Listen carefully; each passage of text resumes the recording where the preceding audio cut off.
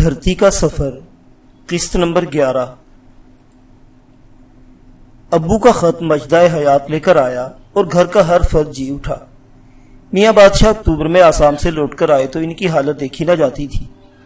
جوان بیٹے کے غم نے کمر خم کر دی تھی اور ان کے ساتھی ہم لوگ بھی صرف زندگی کی پرچھائی بن کر رہ گئے تھے۔ مگر منظر میں ناگہاں ایک خوشگوار تبدیلی ہوئی تھی اور وہ بار بار خدا کی حمد کرتے اور اس کا شکر بجا لاتے۔ میرے مولا، تو بڑی قدرتوں والا ہے، تیرے کرم کی نظر ہو تو مردے بھی جی اٹھتے ہیں۔ اماں بھی ننھی سریا پر صدقے واری ہو رہی تھی، جس کی ولادت ہمارے لیے باعث برکت ہوئی تھی۔ دادی اپنی ننھی پوتی کو بار بار پیار کرتی اور کہتی تھی، کتنی خوش بخت ہے میری بچی، سارے گھر کے لیے خوشیاں لے کر آئی۔ واقعی یہ بڑی مبارک بات ہوئی تھی کہ عین سریا کے عقیقے پر ابو کی چٹھی آئی۔ ادھر ممانی نگار جو مجھے گود میں لیے بیٹھی تھی میرا منہ چوم کر بولی، دیکھا نواب زادے، ہم لاہور آئے تو آپ کے ابو کی چٹھی بھی آئی۔ ابھی تک کسی نے اس طرح توجہ ہی نہیں دی تھی کہ گھر میں بعض مہمانوں کی آمد بھی نیک فال ہوتی ہے۔ نگار نے توجہ دلائی تو اماں بی نے اس کے سر پر ہاتھ رکھ دیا۔ ہاں بہو رانی، تمہارا اور بننے میاں کا آنا ہمارے لیے مبارک ہوا۔ خدا تمہارا سہاگ سلامت رکھے، تمہارے دل کی مرادیں پوری ہوں۔ چھوٹے ماموں نے بڑی پیاری نگاہوں سے اپنی دلہن کو دیکھا اور اس وقت ممانی نگار مجھے بھی بہت اچھی لگی۔ شاید اس کی ایک وجہ یہ بھی ہو سکتی کہ اس نے مجھے تم کے بجائے آپ کہہ کر مخاطب کیا اور لہجے میں میرے بڑا پیار اور احترام تھا۔ ممانی نگار ابو کے نام کی وجہ سے مجھے ہمیشہ نوابزادہ کہہ کر پکارتی تھی۔ اب اس نے آپ کہہ کر میری عزت افزائی کی تو میرے دل میں بھی اس کے لیے خلوص اور پیار کا ایک نیا جذبہ پیدا ہوا۔ دراصل ابو کے خط کی اچانک آمد ایک ایسا واقعہ تھا جس نے دلوں کو گداز کر دیا اور باہمی رشتوں میں ایک نئی قربت اور مناسبت محسوس ہونے لگی۔ سب لوگ احساس کی اسی چادر میں لپٹے ابو کے خط کا مضمون جاننے کے لیے بے چین ہو رہے تھے۔ امی کا معمول تھا جب ابو کا خط آتا پہلے خود پڑھتی تھی، کیونکہ ان کے خط طویل ہوتے تھے جن میں وہ سفر کے دوران پیش آنے والے واقعات کے علاوہ بعض ایسی تفصیلات بھی بیان کرتے جنہیں امی کسی کو بتانا مناسب نہ سمجھتی تھی۔ بس ہر خط کا ایک نیا خلاصہ سنا دیا کرتی تھی۔ دادا می اور اماں بھی کو صرف اس بات سے دلچسپی تھی کہ ان کا بیٹا کہاں اور کن حالات میں ہے، اور امی ان کی دلچسپی کی باتیں بیان کر دیا کرتی تھی۔ دادا دادی کو اس بات کا علم بھی نہیں تھا کہ ابو اور کلارا آنٹی کے تعلقات کس نئے مرحلے کی طرف بڑھتے جا رہے ہیں۔ ایک بار اماں بھی نے اس خدشے کا اظہار کیا تھا کہ کلارا جیسی خوبصورت اور جوان لڑکی ناصر کے ساتھ سفر کر رہی ہے اور یہ مغربی لڑکیاں مردوں کے ساتھ بڑی بے تکلف ہو جایا کرتی تھی، جس پر امی نے ہنس کر جواب دیا تھا، اماں بھی سفر میں بے تکلفی ہو جایا کرتی ہے، تمہیں نہیں معلوم بہو بیگم، لڑکی اور مرد کی بے تکلفی کبھی کبھی شادی بیاہ میں ڈھل جاتی ہے۔ اماں بھی مرد کو دوسری شادی کرنے کی اجازت بھی تو ہے۔ ارے واہ، میں اپنی لاڈلی بہو پر کوئی سوتن آنے دوں گی بھلا؟ پھر امی نے یہ کہہ کر اپنی ساس کو حیران کر دیا تھا، بعض پیمن قدرت لگاتی ہے، اگر وہ کلارا سے شادی کر لیں گی تو ہمیں خوشی ہوگی۔ اس طرح انہوں نے ابو اور کلارا آنٹی کے بارے میں ایک اشارہ سا دے دیا تھا، مگر کسی کو معلوم نہ تھا کہ مستقبل میں کیا ہونے والا ہے۔ ابو کی گمشدگی کے کئی ماہ بعد ان کا خط بالکل خلاف توقع موصول ہوا تو اب ہر کوئی ان کے حالات جاننے کے لیے بے قرار ہو رہا تھا کہ وہ اتنا عرصہ کہاں رہے۔ کوئی 1 گھنٹہ بعد امی کے کمرے کا دروازہ کھلا اور وہ باہر آئیں تو اماں بھی سریا کو باہوں میں لے کر ان کی طرف لپکی۔ بہو بیگم، کب آ رہا ہے میرا بیٹا؟ امی کمرے کی طرف آ رہی تھی جہاں سب ان کے منتظر تھے۔ وہ اماں بھی کے ہمراہ کمرے میں داخل ہوئی تو دادا جی کا پہلا سوال بھی یہی تھا، انجمن بیٹی، ناصر نے کیا لکھا ہے؟ پھر امی خط کا خلاصہ بیان کرنے لگی اور سب لوگ ان کی طرف متوجہ ہو گئے۔ مناسب معلوم ہوتا ہے میں یہاں ابو کا خط نقل کر دوں تاکہ قارئین بھی صورتحال سے آگاہ ہو سکیں۔ گارو بستی، 3 جون 1914۔ پیاری انجمن آرا، سلام اور دعاؤں کے ساتھ۔ تم ضرور حیران بلکہ پریشان بھی ہوگی کہ 3 مئی کے بعد میں نے کوئی خط کیوں نہیں لکھا، مگر میرے اس مکتوب کو پڑھو گی تو سمجھ جاؤ گی کہ خط کیوں نہ لکھ سکا۔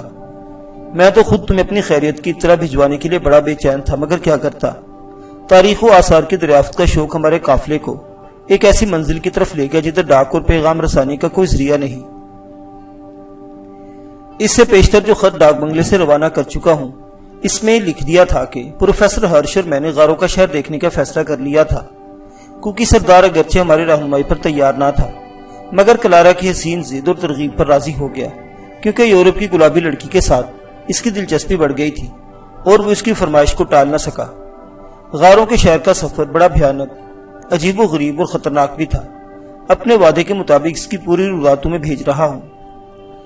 ہم لوگ 3 مئی کو ڈاک بنگلے سے رخصت ہوئے تھے، مگر روانگی سے قبل میں نے نیپالی چوکیدار اور دونوں آسامی نوکروں کو اپنے کمرے میں بلا کر انعام کے طور پر 10 روپے دیے۔ ان بیچاروں کی ماہوار تنخواہ صرف 10 روپے ہے۔ انعام پا کر بے حد خوش ہوئے اور دعائیں دینے لگے۔ تم جانتی ہو مسافر کو دعاؤں کی بہت ضرورت ہوتی ہے۔ پھر ہم تو ایک خطرناک سفر پر روانہ ہو رہے تھے۔ میں ان غریبوں کی دعائیں لے کر ڈاک بنگلے سے نکلا اور عبدل کی رہنمائی میں ہمارا قافلہ کوکی قبیلے کی طرف چل دیا۔ کلارا پہلے کی طرح اس سفر میں بھی میرے ساتھ ساتھ تھی اور ہم دونوں کے گھوڑے سب سے آگے تھے۔ شام کے قریب ہم لوگ کوکی بستی پہنچ گئے، مگر سردار نے ہمیں اپنے خیمے نصب کرنے نہیں دیے اور پورے قافلے کو اپنا مہمان بنا لیا۔ میرا خیال تھا کہ ہم خیمے نصب کر لیں اور رات انہی میں بسر کریں، لیکن کوکی قبیلہ اول تو اجنبیوں، خاص طور سے غیر ملکیوں کو اپنی بستی میں آنے نہیں دیتا۔ اگر کوئی آ جائے تو سردار کا مہمان بنتا ہے۔ کوکی سردار تو اپنے رواج کے مطابق یا پھر کسی خاص وجہ سے ہماری میزبانی پر اصرار کر رہا تھا، مگر کلارا اس سے کہیں زیادہ مصر تھی کہ ہم سردار ہی کے مہمان بنے۔ اس کی ضد یا دلچسپی کا اصل پہلو قبیلے کا رہن سہن تھا، جس کے مطابق بیاہتا لوگ ایک ہی کمرے میں جوڑا جوڑا ہو کر سوتے ہیں۔ وہ اس رہن سہن کو نیچر قرار دیتی اور میرے ساتھ ایک بستر پر اور ایک چانس لینا چاہتی تھی۔ سردار شاید اسی خاطر میں مہمان بنا رہا تھا۔ ہم نے بھی اسے کسی شکایت کا موقع دینا مناسب نہ سمجھا اور اس کی میزبانی قبول کر لی۔ رات کا کھانا کھا چکے تو سردار کلارا مجھے، اسٹیلا سونیا اور پروفیسر ہرش کو لے کر اپنے گھر کے پچھلے کمرے میں آیا، جہاں ہم ایک رات پہلے بھی گزار چکے تھے۔ وہی کمرہ تھا، وہی 24 تخت اور وہی 2 بستر تھے۔ کوکی سردار میرے اور کلارا کے مشترکہ بستر پر بیٹھ گیا اور کچھ دیر باتیں کرتا رہا۔ عبدل ترجمانی کے لیے موجود تھا۔ سردار باتیں تو غاروں کے شہر اور ادھر جانے والے راستوں کی کر رہا تھا، جو اس کے بقول اب مٹ گئے تھے، مگر اس کی ساری توجہ کلارا پر مبذول رہی، جسے وہ بڑی بھوکی نظروں سے دیکھ رہا تھا۔ دلچسپ اور عجیب بات یہ تھی کہ کلارا کی نظریں بھی اس سے بار بار ملی اور وہ میری موجودگی میں ایک نامعلوم سی بے چینی محسوس کرتی رہی۔ پھر وہ عبدل کے ساتھ ہی اٹھ کر چلا گیا۔ کلارا اس وقت تک اسے دیکھتی رہی جب تک دروازہ بند کر کے اس نے دوسری طرف سے کنڈی نہیں چڑھا دی۔ اس رات بھی سردار دروازے کی جھری سے 3-4 منٹ ہمیں جھانکتا اور ہماری حرکات کا جائزہ لیتا رہا، مگر کلارا بستر پر لیٹنے کے بجائے بیٹھی مجھ سے باتیں کرتی رہی، غالباً ممی اور ڈیڈی کے سو جانے کا انتظار کر رہی تھی۔ میں نے پوچھا، کیا کوکی سردار سے کچھ خوفزدہ ہو؟ نہیں، اسے پڑھنے کی کوشش کر رہی ہوں۔ مگر تم تو ایک ہی نظر میں سب کچھ بھانپ لیتی ہو۔ وہ کچھ کھوئی کھوئی سی بولی۔ اس میں کوئی عجیب بات ہے ناصر، جو ابھی تک میری سمجھ میں نہیں آ رہی۔ میں بتاؤں، وہ تمہیں پسند کرنے لگا ہے۔ میں نے سرگوشی کی۔ یہ تو میں پہلے سے جانتی ہوں۔ اسٹیلا اور پروفیسر نے کمبر تان لیا اور ہم سے لاتعلق ہو گئے۔ کلارا نے اٹھ کر لالٹن کی لو مدھم کر دی اور آ کر میرے ساتھ بستر میں لیٹ گئی۔ میں ذرا پرے ہٹ گیا تو اس نے بڑے پیار سے پوچھا، کیا آج بھی فاصلہ قائم رکھو گے؟ اس رات مجھے کوئی گھبراہٹ نہیں تھی، بڑے اطمینان سے جواب دیا، جب تک باقاعدہ شادی نہیں ہو جاتی فاصلہ قائم رہنا چاہیے۔ بیکار ضد کرتے ہو، میری تمہاری شادی ہو چکی ہے۔ ابھی رسمی شادی نہیں ہوئی، مگر ممی اور ڈیڈی میرا ہاتھ تمہارے ہاتھ میں دے چکے ہیں، یہی ہماری شادی ہے۔ اس کی بات کسی حد تک ٹھیک تھی۔ شادی کے لیے لڑکی اور لڑکی کے والدین کی رضامندی ضروری ہوتی ہے۔ کلارا کے ماں باپ اسے میرے سپرد کر کے گویا اپنے فرض سے سرگدوش ہو گئے تھے۔ اس نے ازدواجی تعلق کی خواہش نہیں کی، نہ ایسی خواہش اس کمرے میں پوری ہو سکتی تھی۔ صرف فاصلہ کم کرنے کے لیے کہا تھا۔ میں نے فاصلہ کچھ کم کر دیا۔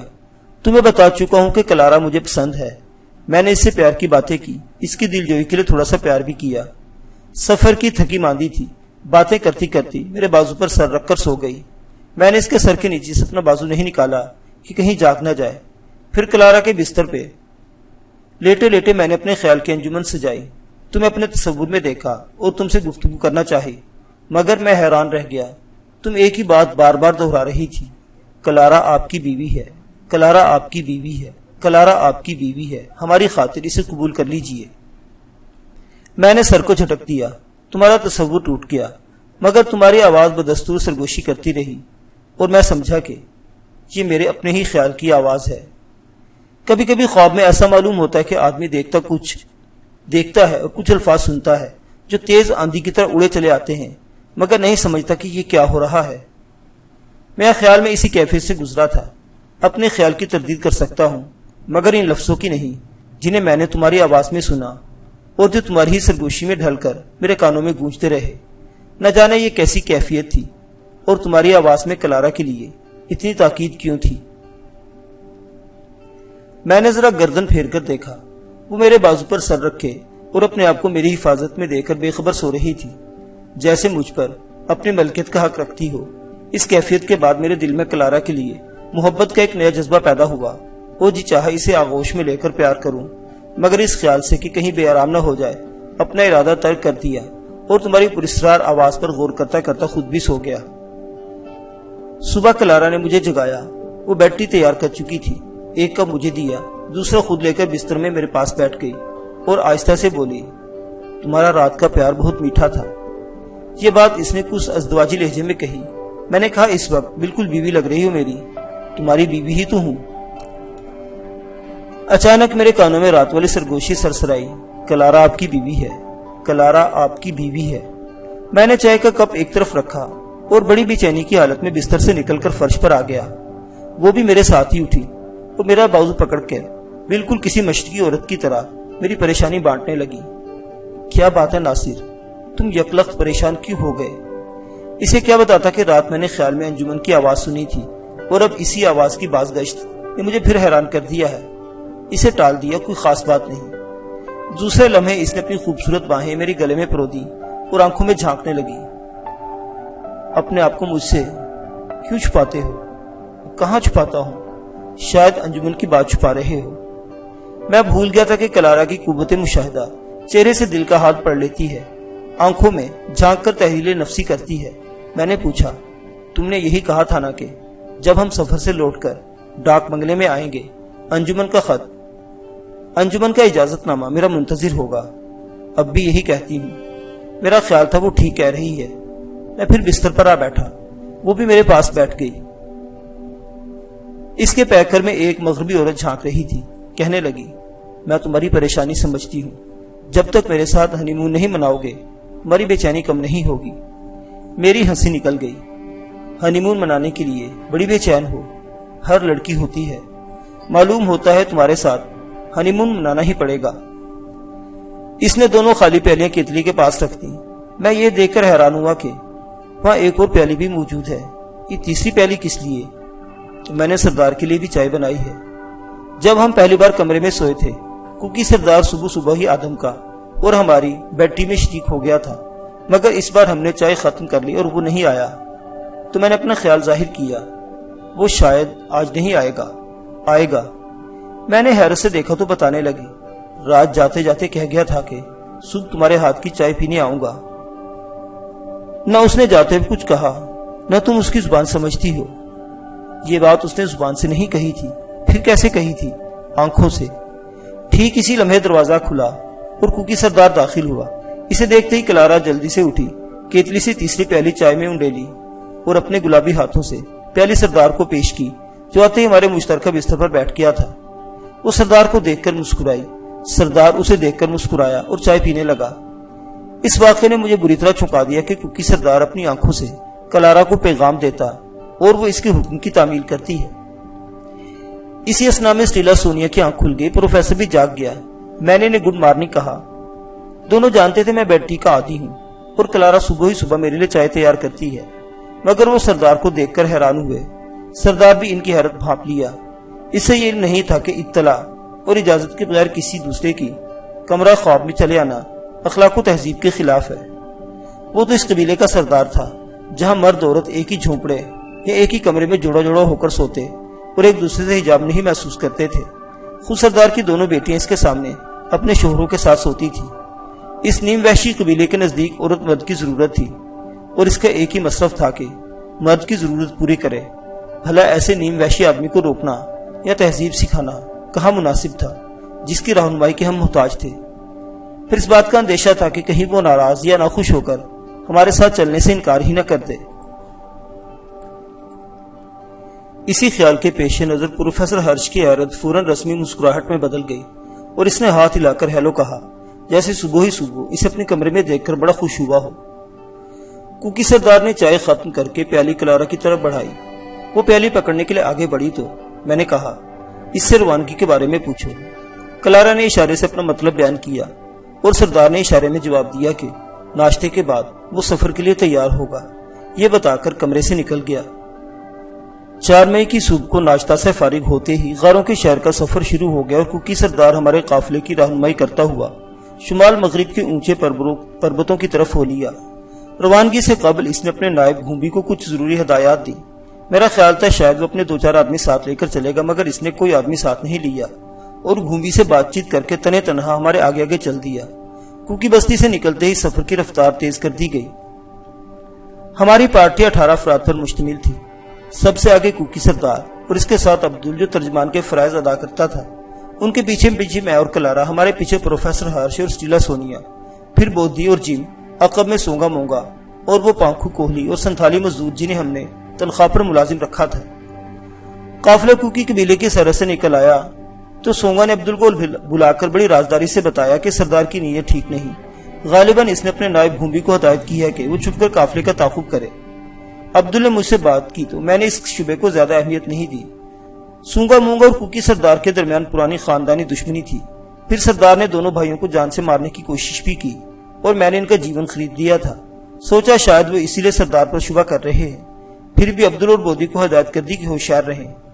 इन दोनों के सिवा किसी से इस अंदेशे का जिक्र मुनासिब न समझा। सोंगा मूंगा से कह दिया गया कि वो काफिले के पीछे रहकर ख्याल रखें। अगर कोई ताकुब में आता है और अगर किसने ताकुब न किया तो कुकी सरदार अपने वादे के मुताबिक मंजिल की तरफ बढ़ता रहेगा। इसके बरक्स अगर घूंबी अपने आदमी लेकर हमारे पीछे लग गया तो पता चल जाएगा कि हमारे साथ कोई उल्टी चाल खेल रहा है और हमें किसी जाल में फांसना चाहता है। चलते चलते मैंने क्लारा से पूछा, क्या कुकी सरदार हमें किसी जाल में फांसने की कोशिश करेगा? इसका जवाब हैरान कर देने वाला था। वो सिर्फ मुझे फांसने की कोशिश करेगा। तुम्हें किस तरह फांसेगा? अब हम कुकी कबीले में हैं, न उसके आदमी हमारे हमरा है। इससे कोई फर्क नहीं पड़ता। बड़ा खतरनाक आदमी है, कहीं ना कहीं मुझे पकड़ लेगा। मुझे जरा तफरीकी सूझी। जबरदस्ती है तुम्हारी मर्जी है। मर्जी तो इसी की होगी। क्लारा का लहजा कुछ अजीब सा था। आंखों से बातें करता है, दिल हिरा के रख देता है। मैं चौंक गया। कोई ऐसी बात की उसने? इसकी आंखों में मेरे लिए चैलेंज है। अभी वो शुबे में है कि शायद मेरी शादी हो चुकी है, इसीलिए तुमसे हिचकिचाता है। मगर जब इसे यकीन हो गया कि हम शादी का ड्रामा खेल रहे हैं और मैं अभी तक कुंवारी हूं, तो मुझ पर हाथ डाल देगा। ख्याल आया शायद मुझे नफसियाती तौर पर इस बात के लिए तैयार कर रही है कि मैं उसे कबूल कर लूं, इसके साथ हनीमून मनाऊं। मगर इस गुफ्तगू के अंदाज में कोई ऐसी बात जरूर थी जो मुझे परेशान करने लगी। कुकी सरदार अपनी आंखों से कोई पैगाम या हुक्म देता था और वो तामील करने लगती थी। ये बात हैरत अंगेज भी थी और तशवीशनाक भी। क्लारा का इसके लिए चाय तैयार करना और सरदार का बैटरी के मौका पर पहुंच जाना इस अमर का सबूत था कि वो उसे अपनी पुरस्कार ताकत से मशहूर या मगलूब करने में मसरूफ हो गया है। मैं भूत मंदिर में इसकी जादूगरी का तमाशा अपनी आंखों से देख चुका था। जब कुकुओं के सरदार भूत ने पत्थर का बाजू उठाकर हमारा स्वागत किया और बर्छा इसके दस्ते संग से छूटकर फर्श पर गिर गया। वो कोई जादू था, काला इल्म था, मिसमरिज्म था, हिप्नोटिज्म था, न जाने क्या था, मगर कुछ था जरूर जिसने हम पढ़े लिखे तहजीब याफ्ता लोगों को भी हैरान कर दिया। और अब वो क्लारा को तैयार कर रहा था कि इसका हुक्म माने। मैंने अफ्रीका के विच डॉक्टरों के किस्से पढ़े थे जो अपने जादू या काले इल्म से बड़े बड़े अजीब शोबदे दिखाते हैं, मगर कुकी सरदार उनसे ज्यादा माहिर मालूम होता था। और मैं महसूस कर रहा था कि क्लारा से इसकी दिलचस्पी कुछ ज्यादा ही बढ़ गई है। मैं सोचने लगा, सरदार से उस वक्त तक कुछ झगड़ा मोल लेना मुनासिब नहीं होगा जब तक हम गारों के शहर में नहीं पहुंच जाते। और 5-6 दिन के इस सफर में मुझे क्लारा को खास तौर पर अपनी हिफाजत में रखना होगा। वो मेरी शरीके सफर ही नहीं, कुछ और भी है। और मैं यही सोच रहा था कि कुकी सरदार की पुरस्कार ताकत का मुकाबला किस तरह किया जा सकता है। सरदार ने ठीक कहा था कि सफर बड़ा कठिन और रास्ते दुश्वार गुजार हैं, क्योंकि 7-8 मील के बाद पहाड़ों के जिन खतरनाक हाशियों पर सफर शुरू हुआ वो दरअसल मोती के हाशिए थे कि जरा कदम फिसला और आदमी लुढ़क कर سیدھا موت کے جبڑوں میں اتر گیا اور برف سے ڈھکی سرب فلک چوٹیاں، نیچے گہرائی کھائیاں اور خطرناک ڈھلانے، مگر ہمیں بہر صورت ان راستوں سے گزرنا تھا۔ 1 بجے دوپہر کا کھانا کھانے کے بعد مختصر سا قیام کیا اور پھر چل دیے۔ شمال مغرب کی طرف پہاڑوں کا ایک عظیم سلسلہ حد نگاہ تک چلا گیا تھا۔ کلارا اور اسٹیلا قدم قدم پر چونک جاتی تھی۔ گریٹ ہمالیہ کے پربتوں کا یہ سفر بے حد خطرناک تھا، جن کی بلندیاں تو آسمان کے سینے میں کھب رہی تھی اور نشیب میں موت اپنے دامن پھیلا رکھے تھے۔ دشوار گزار پہاڑی راستوں پر شام تک صرف 18 میل کا سفر طے ہو سکا اور اندھیرا اترنے سے پہلے ہم نے پہاڑ کے دامن میں پھیلی ایک وادی میں خیمے نصب کر لیے۔ پہاڑوں کے حاشیوں پر سفر کرتے وقت میں عبدل اور بودی کے عقبی راستوں، وادیوں، گھاٹیوں پر نظر ڈالتے ہوئے آئے تھے، مگر کوکی قبیلے کا کوئی آدمی کوسوں تک دکھائی نہیں دیا تھا۔ سونگا مونگا بھی اپنے طور پر عقب کا جائزہ لیتے رہے تھے، انہیں بھی کسی انسان کا سایہ نظر نہ آ سکا، تو معلوم ہوا تعاقب کا اندیشہ کوکی بھائیوں کا صرف وہم تھا۔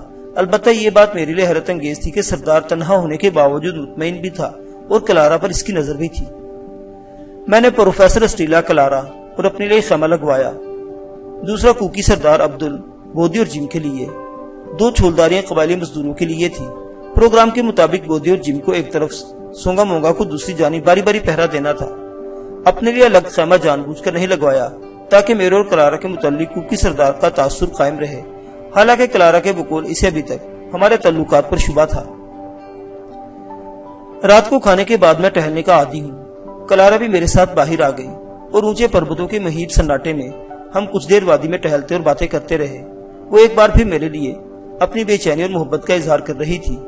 اچانک میں نے دریافت کیا، تم پڑھی لکھی اور تحریل نفس کی مشتاق ہو کر کوکی سردار کے ٹرانس میں کیسے آ جاتی ہو؟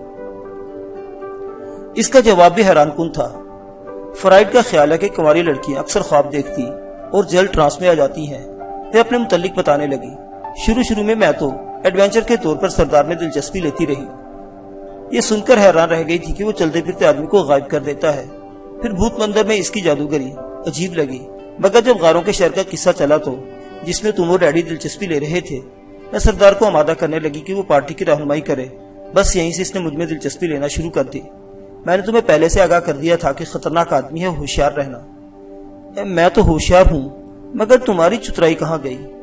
میں نے اسے پڑھنے کی کوشش کی تھی، مگر آنکھوں میں مجھ سے باتیں کرنے لگا۔ آج سویرے جب میرے ہاتھ کی بنی ہوئی چائے پی رہا تھا، اس کی آنکھیں مجھے پیغام دے رہی تھی کہ میں اس سفر میں اس کے ساتھ تعاون کروں۔ کیسا تعاون؟ کیا تم نہیں سمجھتے وہ مجھ سے کیسا تعاون چاہتا ہے؟ کلارا، میں اپنی عزت پر کسی کو ہاتھ ڈالنے کی اجازت نہیں دیا کرتا۔ میں نے اسے اپنی عزت کہا تو خوشی سے میرے ساتھ لگ گئی۔ یہ اشارہ اس کے لیے کافی تھا۔ ہم لوٹ رہے تھے کہ میں نے بائیں جانب کے پربت پر ہوا کی تیز گردش محسوس کی۔ پھر یوں لگا جیسے شوکتی موجیں ہوا آواز میں ڈھل گئی ہو، جس نے مجھے چونکا دیا، کیونکہ وہ آواز کہہ رہی تھی، ہم چاہتے ہیں طوفان آنے سے پہلے آپ کلارا کے ساتھ ہنی مون منا لیں۔ انجمن میں حیران رہ گیا، کیونکہ وہ آواز تمہاری تھی، لہجہ تمہارا تھا، الفاظ تمہارے تھے، اور کتنی عجیب بات تھی کہ تم دوسری بار مجھے کلارا کے لیے تاکید کر رہی تھی۔ میں نے اپنی رفیق سفر سے پوچھا، کیا تم نے کوئی آواز سنی؟ میں نے تو صرف یہی سنا کہ تم مجھے اپنی عزت سمجھتے ہو۔ گویا اس نے کچھ نہیں سنا تھا، صرف میرے کان بجے تھے۔ میں یہی سمجھا کہ وہ میرے اپنے ہی وہم اور خیال کی آواز تھی، اور کلارا کے ساتھ خیمے میں لوٹ آیا۔ مگر اس بات پر بھی حیران تھا کہ تمہاری آواز میں، جو میرے ہی ہم خیال کی آواز تھی، طوفان کا ذکر تھا، اور یہاں کسی طوفان کے آثار نہیں تھے۔ پہلے بتا آیا ہوں کہ میں نے اپنے لیے الگ خیمہ نہیں لگوایا تھا۔ مصلحت اسی میں سمجھی تھی کہ پروفیسر اسٹیلا کے ساتھ ایک فیملی ممبر کی طرح رہوں۔ کوکی قبیلے میں 2 راتیں ایک ہی کمرے میں گزارنے کے بعد انہیں بھی میرے سامنے ایک ہی بستر میں لیٹے ہوئے کوئی الجھن نہیں تھی۔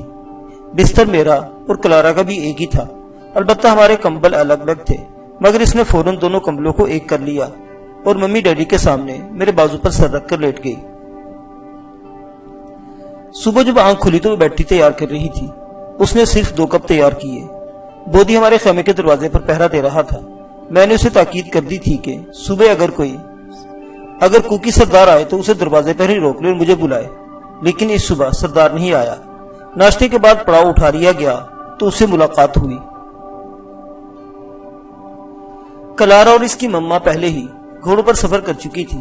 मगर ये सफर एडवेंचर के साथ बेहद खतरनाक भी था।